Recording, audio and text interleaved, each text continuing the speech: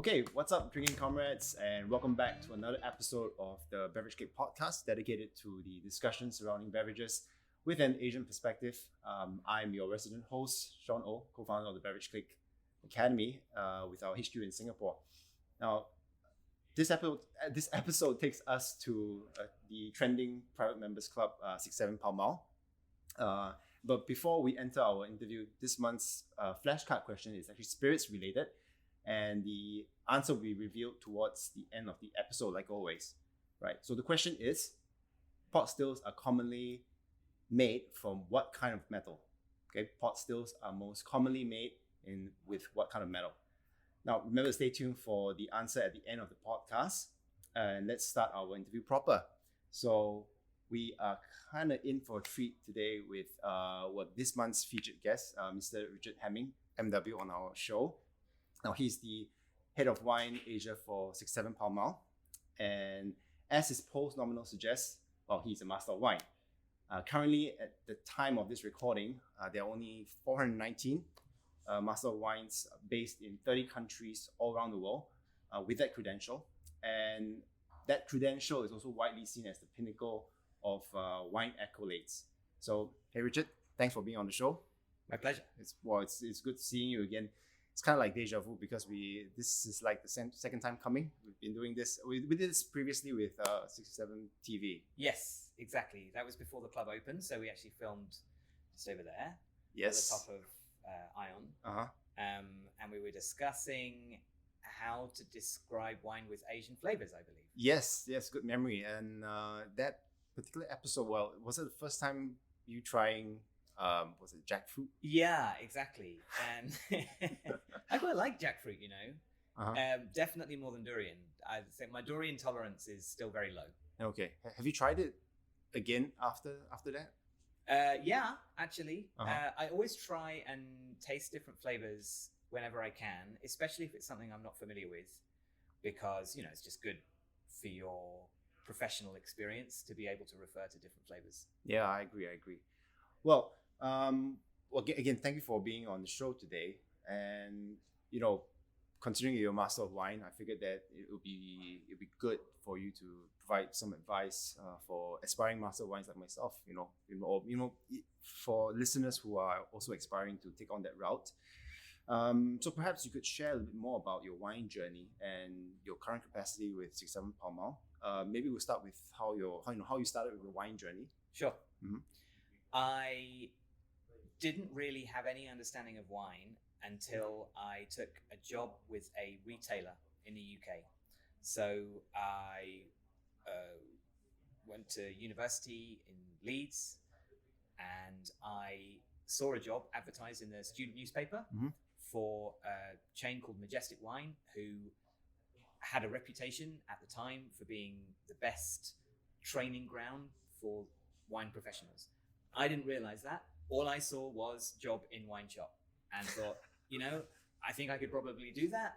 It promised to give you quick promotion. And of course I was kind of curious about wine, but I seriously had absolutely no knowledge at all. The wine that I drank at the time, because I was a student, was a Spanish red from the corner shop, and you could get 2 bottles for £5. So like 9 Singapore dollars. Was it like a Rioja or? No, not even close. It was like the stuff that gets left over from the end of the Spanish wine production, just like rolled into one. I mean, it was really poor quality in retrospect, but that's all I saw wine as. It was just like cheap, easy drinking. I had no idea.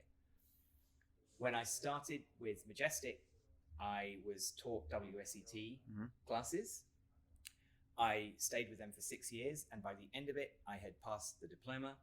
I was managing one of the busier shops in London, and I was hooked. I was really interested in wine. I had a professional foundation to develop my career.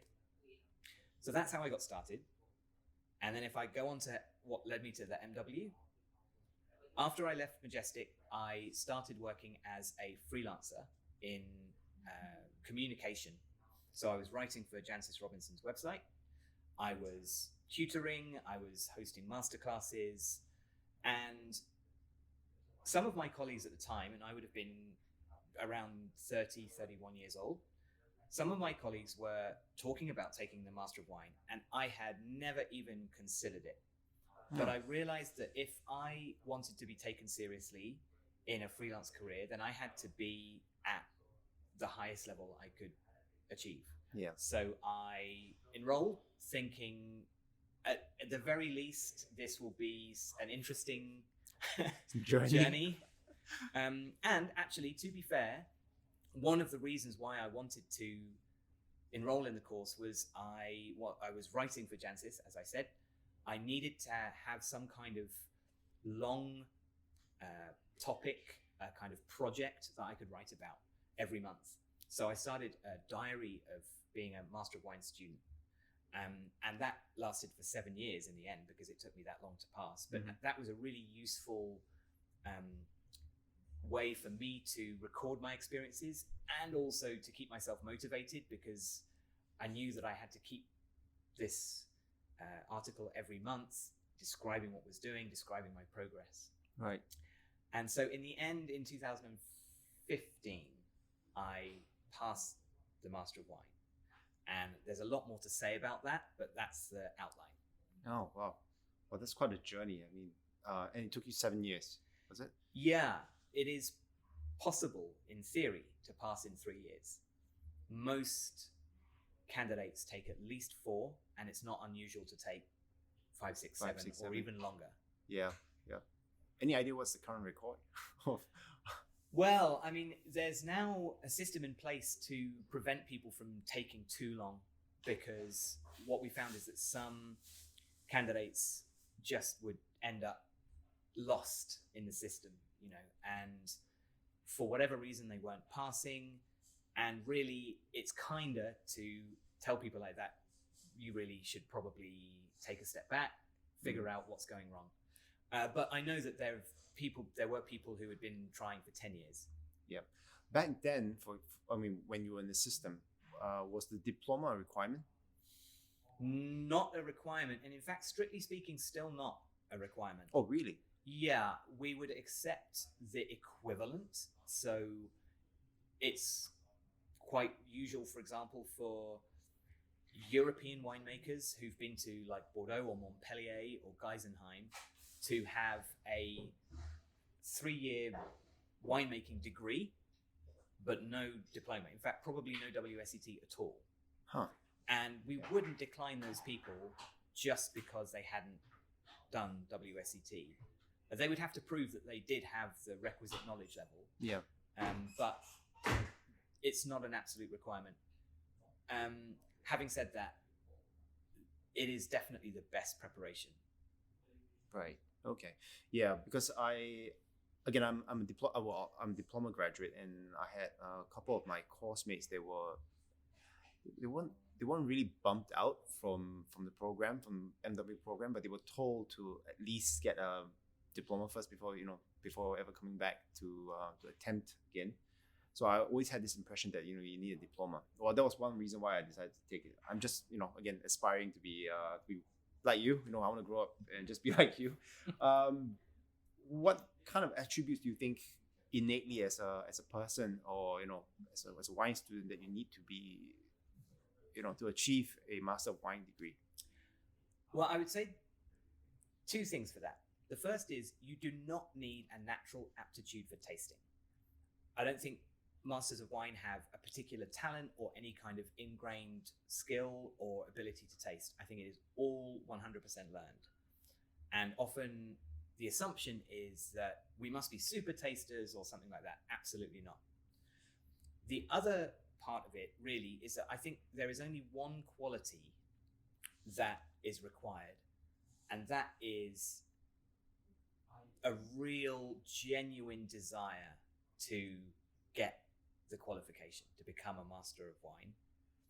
And people often fail, unfortunately, I think because they either don't quite have that motivation, or life gets in the way, and that's not their fault.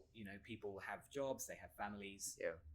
It does require a huge amount of dedication, and if you're not able to give that time, then it's very difficult to pass.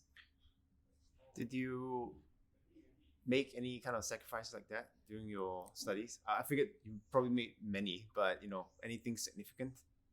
Well, I mean, I was fortunate at the time. I was single and I had no mortgage and no kids, and I was self-employed, so I could fit study in around my work. And also my job, I was writing and communicating. A lot of my job involved going and tasting. So I was tasting hundreds of wines a month, not having to pay for it. So I was very fortunate. So I don't feel like I did make any sacrifices. But in the way that it becomes this sort of all-consuming mindset, I know that I will have turned down certain opportunities that otherwise I might have taken, social opportunities, I mean, so for me, it was a minor thing. And another thing that I like to try and get across, especially to candidates when they start, because they think they have to abandon everything else in order to study. And I like to ask them, what TV show are you watching, and what movies do you like, and what books are you reading? Because otherwise it just becomes this echo chamber, and you have to keep up your life outside the MW at the same time, just to keep your sanity. Really, I thought I would have to give up my favorite TV show if I I'm going to embark on this journey. Okay, well I think that's good advice from a master of wine. Now let's talk a little bit more about your current capacity here as the head of wine for 67 Pall Mall Asia. So what do you actually do here? So I have duties to 3 departments really: the wine team, which includes the cellar team and the sommelier team. That is everything that involves wine, from the ordering to the receival and the storing and the serving and the wine tower, where we keep a lot of our wine to make sure that everything is stocked properly, that we have the right range, everything wine related. However, my head sommelier and my cellar master are really doing most of the work there, so they make it easy for me. So I work with them, I oversee them, but really they are doing the majority of the work there with their teams. I also work with the events team. That's a significant part of the job because we have a brilliant events team, but they don't necessarily have top-level wine expertise.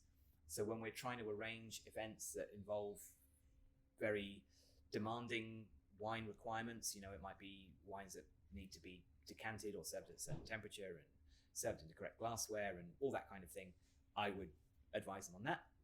And then I work with the marketing team as well. And it's for the same reason.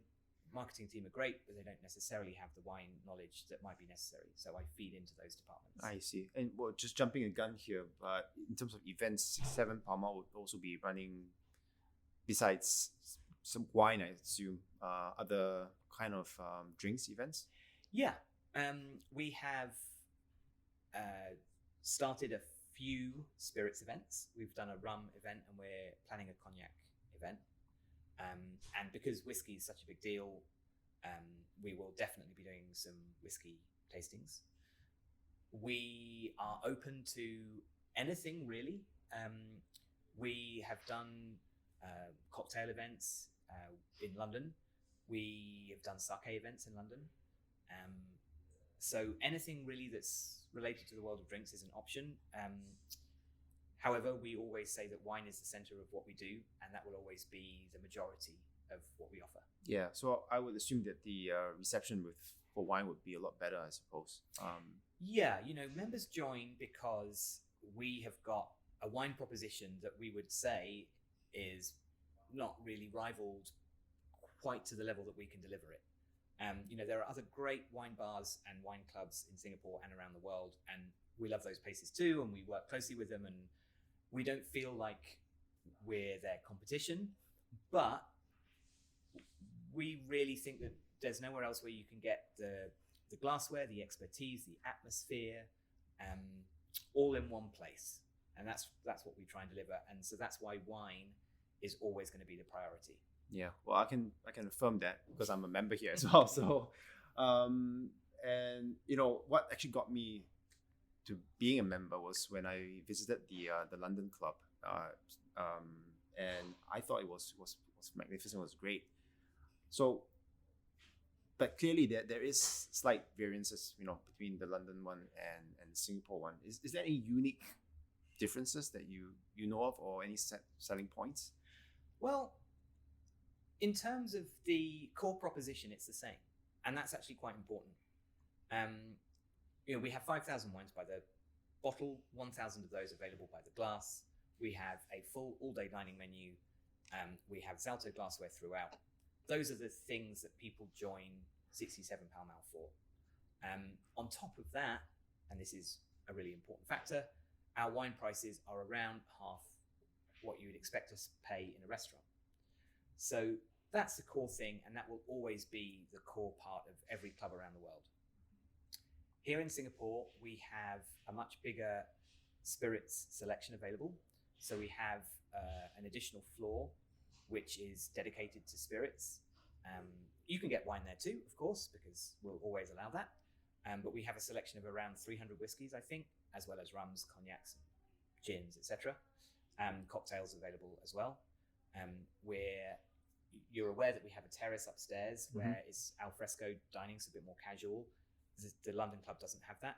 We're also extending that, so we've now got what we call a garden bar, which is like a tiki bar style, so much more casual. There'll be a keg of beer. Again, wine will be available, but this is much more like a sort of casual drop-in style place. And because it's al fresco and it's got these amazing views, that's something that the London club doesn't have. In terms of the interior design, it's very similar. But for example, we consulted a feng shui master throughout the building of the club. So a lot of the items that you see around the club have been placed there and must never be moved. Wow, okay. Yeah, so those sorts of things, like we really wanted to work in the culture of Singapore, not least because we think it's the right thing to do, but also because the Shaw family, who are our landlords, it's important to them as well. Right. And that spirits corner is called the Naughty Corner. Naughty Corner, yeah. That's a name that did come from London. In the London club, there is literally a corner of small naughty room. People. Well, we call them naughty because they're in a wine club, but they're drinking spirits. So that was really where it came from. Okay. And the decor of that particular corner, in keeping with the naughty theme, had some very tasteful nude pictures on the wall, which we haven't repeated here, I must add. But yeah, it was a sort of little bit playful, and the name Naughty Corner just stuck, so we've called it that here as well. Yeah. Well, is there any differences in terms of management philosophy? I mean, with the team here, or clearly, it's in the London club. It's managed by a different set of people. So, is there any philosophy that you've inculcated, to the people on the ground? Well, it all comes from the founder and the CEO. So Grant Ashton came up with the whole idea for the club, and he has driven the culture of the club from the very first day, and he still is heavily involved. Everything comes from that philosophy, and because he sort of thinks of himself as the first member, he will often give us instructions, tasks that may not make perfect business sense, but are the best thing to do for our members from a member's point of view. In terms of how that works in the culture of the staff, we would like to think that everybody here understands that the interest of wine, whether they are a sommelier pouring for people all day, or whether they're in the kitchen, turning out tarte flambe. We would hope that they understand that there is this unifying reason why we're all here, and that's something that 67 has got that a lot of other clubs don't. They don't have a single reason to exist.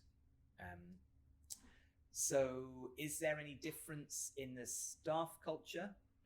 I never worked in the London club, so I can't really answer for that. I was a member there. From my observations, I would say no. I think the fact that it's similar, if not identical, is actually really important. Oh, okay. So there's some form of uniformity across board. Well, it's good to maintain standards. I assume. Talking about the team here, are there any kind of credentials that you are looking for, or your boss is looking for, that would welcome these people to the wine team? In the sommelier team, when they are customer facing and handling wine, we require at least WSET level 2, and that would only get you in as a junior sommelier. I see. And when we support people to take WSET level 3 and diploma, and we would support them right up to MS, and or MW. For the rest of the team, there's no wine requirement. The really important thing is personality, because that's the only thing you can't teach. So if you have somebody that is open-minded and helpful and friendly, that will inform how they work, how they interact with members.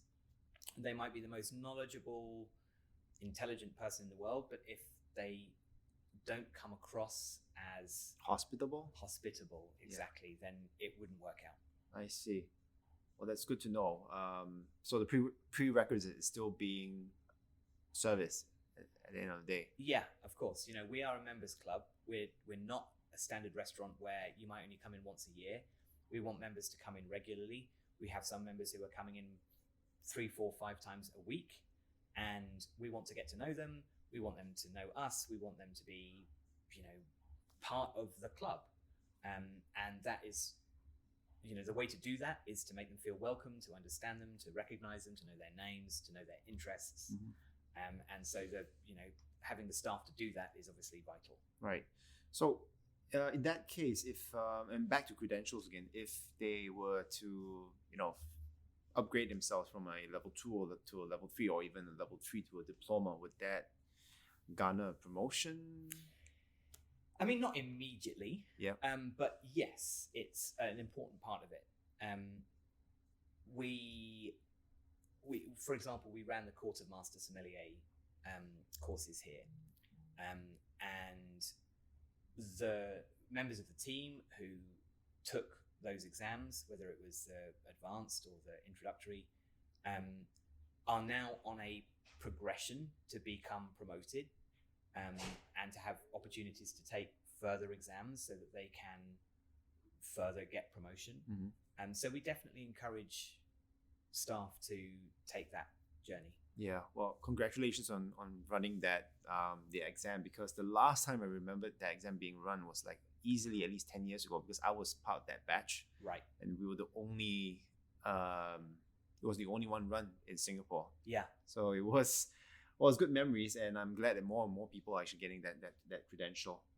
Talking about the wine list, but well, clearly here, there's a really extensive wine list, and I love the fact that you could get it at a 25 ml pour, 75 ml pour, even 150 ml pour. So how is the inventory usually managed, behind the scenes? It's quite interesting that a lot of it is actually just done on feel. You would think that we had an incredibly sophisticated database, and we do have that, and we can pull those numbers out. But when you're dealing with 5,000 wines, there are 2 ways of doing it. One is the somms give us feedback. So if we have 30 white Burgundies on by the glass, that's actually not really enough. Now, for most places, that would be impossible to manage. Yeah. Because they're looking at the list and they're like, okay, you've got 3 or 4 Pellinis, you've got 3 or 4 Meursaults, you've got 5 Chablis, but where's your Saint-Aubin? So we need to have everything represented. We need to have everything from the Mâconnais, from Côte Chalonnaise, Côte d'Or, and Chablis. Everything has to be there. And ideally, we want to have it several different vintages, several different cru levels, top-end producers, really affordable, larger producers, because that's what people are coming here for. So it's somewhat done on feel. You can't look at it as a number. Like if I told you, oh, we have 30 white Burgundies on by the glass, you think, okay, well, that's enough. But what you've actually got to do is analyze it and be like, oh, wait, we don't have a Saint-Aubin or we don't have a Puy-Frise, so we need to get some. Our stock holding is very low. So we might only have 6 bottles or even less. And so things tend to turn over quickly. I was just looking at our sparkling wine list today and saw that we've sold through loads of Californian sparkling. So I need to restock that. We've got loads and loads of champagne, but you can always find a gap. Like, where's the Blanc de Noir vintage? We don't have one. So, okay, go and find one.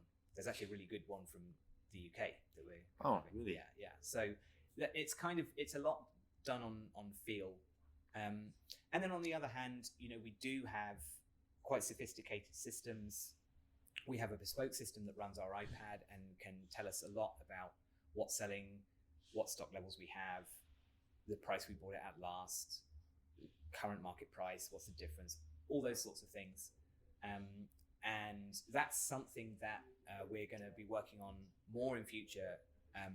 It's part of the role that we were talking about before we started recording, to have people that are dedicated to looking at that sort of data more in depth. I see. So technology does play a huge part here. Yeah, I mean, the iPad wine list is vital. Without that, you can't have a paper wine list of 5,000 wines. Well, you can in theory, but maintaining it would just be a nightmare. Yeah. The other thing about technology is that Coravan makes this club possible. All of our wine is served through Coravan by the glass, and it's not absolutely flawless, but it is 99% in terms of the serving quality. And without that, again, it would be very difficult to manage. Yeah, I would imagine. I mean, just hunting for a bottle of wine would take you like 45 minutes. Yeah, I mean, fulfillment time is a serious challenge. Mm-hmm. We have a storage unit in this building, but on the second floor. We're currently on the 27th floor. That storage unit has 80,000 bottles, or capacity for 80,000 bottles. Wow. And if you order something that happens to be down there, it sets off a chain reaction of events that can take 10, maybe 15 minutes to fulfill. Mm-hmm. A lot of that time relies on whether the lifts are working properly, which isn't always the case. And so we have to explain to members, listen, we've got this wine. It's going to take us a while. We're going to have to bring it up, and then we'll prepare it and serve it properly. So in the meantime, would you like a glass of English Blanc de Noir? Which brand is that? Is it just Roebuck. Do you know Roebuck? Roebuck. It's bought in by Joey Mayton at Fermented. Oh, okay. Yeah. Oh, good to know. Well, I'd love to try it one day. So the wine list does get quite a bit of refresh, judging from what you say. Well, since you mentioned about Joey, I'm just curious, how or what would a distributor do, or what elements does a brand bring for you to take attention towards it? Yeah, it's a difficult one, because the worst kind of email I get is a sort of out of the blue, we have a great selection of wines, would you like to buy some? Because it's meaningless. Like, I can find great selections of wines from anybody. If they have a really particular angle, that helps. So I had a tasting with a very small importer who were bringing in wine from Georgia, but also Moldova and Romania. Now, those two in particular were interesting because we like to have as many countries on the wine list as we can. Mm-hmm. We know they're not going to sell high volumes, but that was enough to make me interested. So we bought a small selection from that importer. Otherwise, we just keep our eyes open for what's out there. Like every industry, it's all built on relationships, and the suppliers and importers who were supportive of us right from the very beginning, when nobody knew who we were and we were delayed with COVID and there were all these uncertainties. those suppliers who were kind of loyal and helpful to us then, obviously we're kind of in their favor, and we like to give them business as well. And that's, some of them are very big suppliers and some of them are really small. But they bring in good stuff and our members drink it. So I mean, it's very refreshing to hear from you, that because usually when we post that question, it's usually a unique selling point from the brand or distributor. But the fact that you've been quite candid about the fact that they need to be, I mean, it's all about relationship. We are in Asia after all. So it's quite, it's good to hear, that we focus something that's a little bit more intangible. Yeah. And, I think I appreciate that. More about the wine list though. So clearly this is a place of wine offerings, but do you think, and you probably already answered part of it, do you think spirits and sake has a place? Yes, but we have to decide what our role will be. Like, we're never going to be the Old Alliance, right? This great whiskey place with all these incredible bottlings. We can't be that. We don't want to be that. We think they're great at doing that. So where are we going to sit? Are we going to be a very small but very focused selection? Are we going to be just premium and top end? I think the answer to that is we are figuring it out as we go. And for spirits anyway. For sake, we only have one on the list, and we don't have any sake specialists on the team. So if we were to develop that, we would need to make sure it was supported properly. And that's something that would require quite a bit of investment, and so would be something we'd consider later. Ultimately, we will respond to our members. If our members say to us, "Where's all the sake?" then we will bring that in. We know that they like spirits, and in fact, the fact that we have a kind of dedicated spirits area comes from their feedback. We were told constantly, "Listen, you're in Asia, whiskey's such a big deal, you can't just have a sort of afterthought, it has to be a decent part of the club." So that's where that came from, and so we will keep on responding to what our members ask for. Good. Well, hopefully our listeners will give more feedback, so that you can have a bigger repertoire in your club. With the expansion outside of UK into Asia, is there any plans for 67 Pall Mall to be anywhere else? Yes, we are looking actively in Mumbai. We have been speaking to people in Tokyo. We would love to be in Melbourne and Sydney, but that is much more speculative right now. Longer term, we would love to be in Shanghai, maybe Shenzhen, but at the moment that's not really feasible because they're struggling a bit still with COVID regulations. Elsewhere in the world, we would love to be in North America, probably San Francisco. We've got our eye on quite a few places in mainland Europe. Berlin would be one of the key cities. But we are also opening, and these are confirmed, we are opening 2 clubs in France next year, one in Beaune and one in Bordeaux. Nice. And those are much smaller scale, but obviously they are strategically important because they're right in the center of the 2 most important. Exactly.